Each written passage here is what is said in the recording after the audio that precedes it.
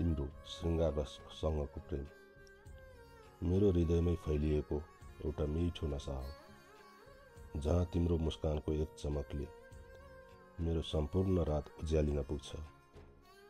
तिम्रो आँखामा जब म डुब्छु, मलाई लाग्छ प्रेमका सबै कविता त्यहीँबाट जन्मिएका रहेछन् र तिम्रो न्यानो स्पर्श मेघभित्रबाट झरेको पहिलो वर्षा जस्तो मिठो लाग्छ।